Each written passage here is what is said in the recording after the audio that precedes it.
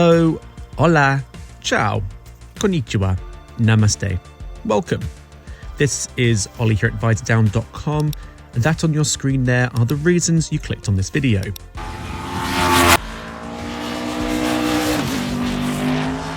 Motorcycles, bloody marvellous motorcycles. And we have had a lot of brand new ones hit the road over the last 12 to 18 months, as manufacturers look to capitalise on our ravenous appetite for getting back out there once more after COVID lockdowns forced us to stay in. Lots of new motorcycles means lots of reviews from us to you as well, including the latest generation Yamaha MT10, the tweaked Ducati Panigale V4S, and the revived BSA Goldstar. But we have to admit we have covered a lot, and that's a lot of minutes watching these videos. Trust us, it is time well spent. But you know what? Wouldn't it be great if someone just condensed each review of the most important new motorcycles over the last 18 months or so into one handy video? Wait, that gives me an idea. Kicking us off here is the latest generation of the Yamaha MT10, the super flagship of Yamaha's popular Dark Side of Japan MT lineup.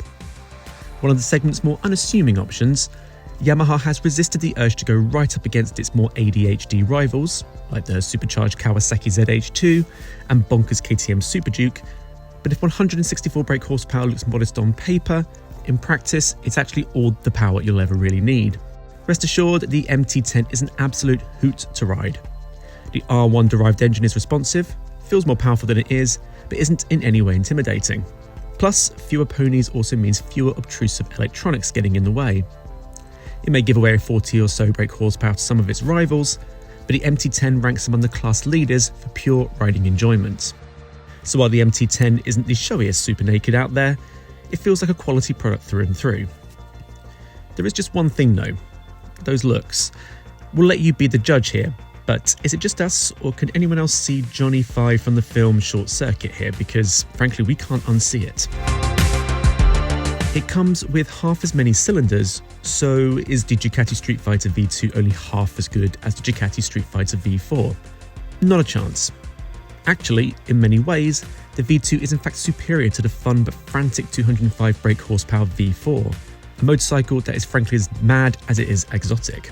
In 151 brake horsepower V2 guise, the Street Fighter is better suited to having less power on tap, becoming a lot more engaging and a lot less intimidating to ride.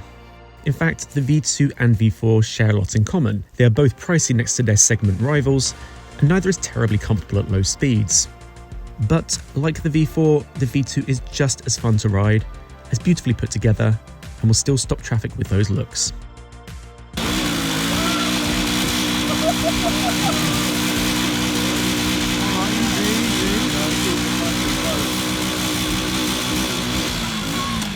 The return of BSA and the Goldstar 650 marks the revival of a true two-wheel icon, one that has inspired countless models over the last 50 years or so. Financed from India but designed, developed and eventually built in the UK, the Goldstar 650 will satisfy our lust for all things retro here with its refreshingly authentic look, while the nostalgia-influenced choice of a single-cylinder engine gives it a character all of its own. It's not quick and it doesn't want to be hustled. But this is because the comfortable, easy-to-ride Goldstar 650 has very deliberately been tuned with lazy Sunday ride-outs in mind. It's no easy task resurrecting a legend, but the modern-day BSA Goldstar 650 is a well-judged tribute to the ultimate, original modern classic motorcycle. From one historic British motorcycle mark to another, Norton is finally off the deck, off the ropes and getting punchy with the retooled V4 SV sports bike. The first new model to emerge from Norton under new TVS ownership, the SV heralds the start of a fresh era for the 124-year-old firm. While it would take a keen eye to spot the changes on its delicately designed, exquisitely detailed surface, beneath it the V4 SV is made up of almost entirely new components. Thankfully, the V4 SV does feel like a more robust machine, certainly more befitting of its still eye-watering £44,000 price tag. But new Norton or not, the V4 SV is not a new sports bike by any stretch. It's still a lively ride, which is perhaps both a pro and a con, but the sports bike game has moved on, so while the V4 SV stirs a soul, it's not as sophisticated as its far cheaper rivals. Having had its fun with the racy Ego sports bike, Energica is getting very serious about proving electric power is the way to go, with the ambitious Xperia Sports Tourer. While most firms are still years away from their first EVs, the Xperia is here challenging big stereotypes as a practical, comfortable and whisper-quiet motorcycle that Energica says, and we believe, can go the distance. Energica has clearly invested a lot into making the Xperia every bit as capable as your average ICE Yamaha Tracer, and having spent a couple of days touring the Dolomites on it, we were impressed by its quality feel, sharp dynamics and hushed refinement. At just under £28,000, it will be up to you to crunch the numbers to work out if you do the miles to recuperate that initial premium. But with slick 100 brake horsepower performance, impressive 260 mile potential range, and smart packaging to keep weight down, the Xperia shows just how far the EV game has come in a short time. Substantially updated for 2022, the new Triumph Tiger 1200 has sharpened its claws and is on the hunt for the BMW R1250 GS Adventure in the big, brutal adventure bike class. With more bite from its excellent new T-Plane triple-cylinder engine, the Tiger 1200 can really get its teeth into the roughest of terrains off-road, while still offering exemplary refinement and comfort on the road as a mile-munching sports tourer. Small niggles aside, such as the tall seat and small screen, the Tiger 1200 is everything we have come to expect from Triumph as a well-built, well-equipped and well-thought-out quality motorcycle, except this one can go further and harder than any other Triumph before it.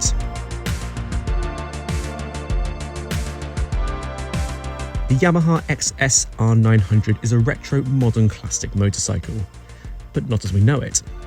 That's right, the XR900 is still a motorcycle inspired by the past, albeit now one Yamaha has dragged into the future, ditching the classic but increasingly generic 60s silhouette in favour of something that wouldn't look out of place in the 80s. It's a little quirky, it's a little chic, and it's a whole lot of fun. For all of its funky form, the XR900 backs this up with some fine function, thanks to its tuneful 116 brake horsepower triple-cylinder engine and engaging riding experience. Better still, the quality and detailing gives it a more premium feel than its competitive £10,200 price tag might have you believe. Pitched in a segment that has defaulted to the same modern classic blueprint for decades now, the Yamaha XR900 is a breath of fresh air. In fact, you might even describe it as futuristically retro. Or something a bit like that anyway. If the Sportster was Harley-Davidson's semi-successful attempt at trying to please its loyal fan base, while at the same time attracting new customers into the showrooms, then the Nightstar is the Sportster built for the Harley faithful. Reining things in a bit with a look that, while contemporary, is more classically understated, the Nightstar is simple without being basic, even if some of the fit and finish is a bit below par. At its heart is a new scaled-down version of Harley's Revolution Max engine, shrunk from 1250 to 975cc, which offers eager revs and greater refinement, while it is entertaining to ride if not terribly comfortable. Overall, the Nightstar feels more like the original Sportster than the new Sportster. It's up to you to decide though whether that's a good or a bad thing. With a rejigged name, a fresh design, and now positioned more squarely in the sports tourer class, the Suzuki GSX S1000 GT is somehow neither a new motorcycle nor is it just a facelift.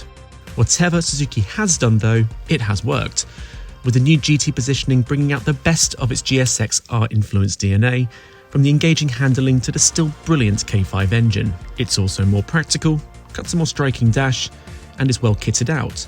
So while there are some areas where the GT's real age is exposed, it really does stack up competitively next to the Yamaha Tracer 9 and the new Honda NT1100.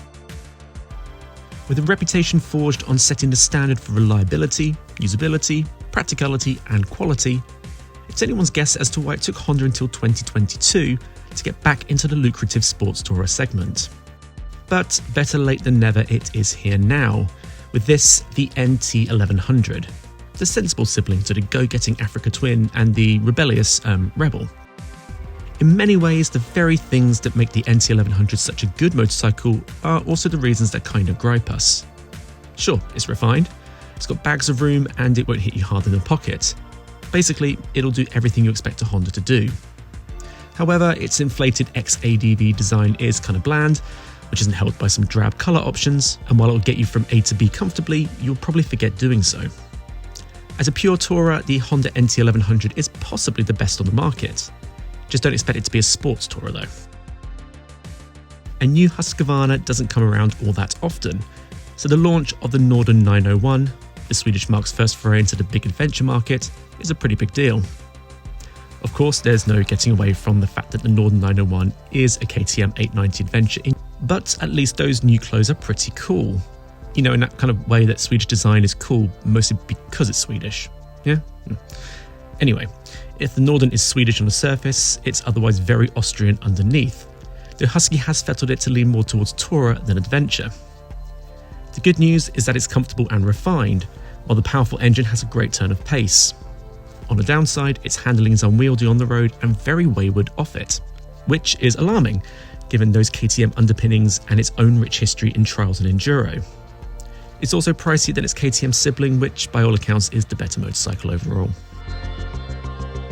We have a big soft spot for the Yamaha Tenera 700, and we know it's popular among you lot too.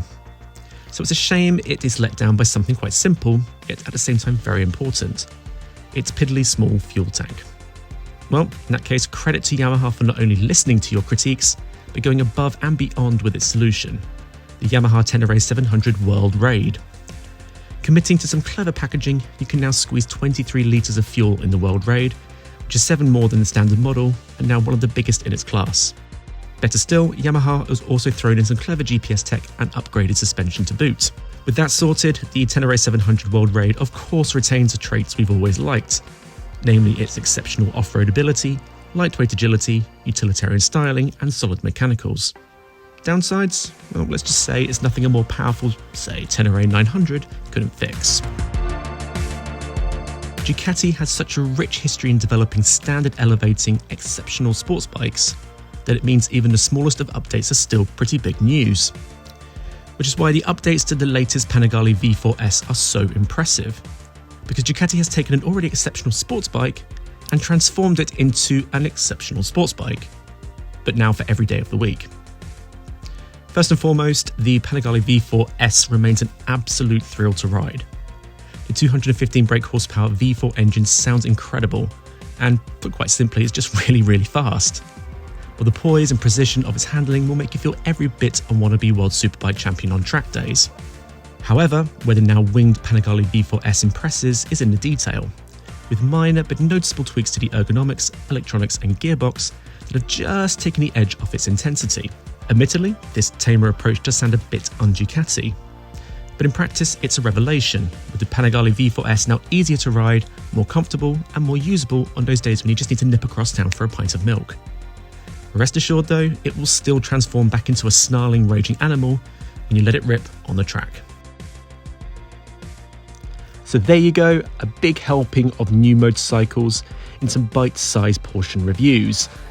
If it has whetted your appetite, then we have the full reviews for you to enjoy right here in this channel we like to call Visordown. Better still, we have many more reviews scheduled in to come too. So if you haven't done so already, please like and subscribe to get them slap bang in your newsfeed. That's all from me, so goodbye, adios, sayonara, ciao for now.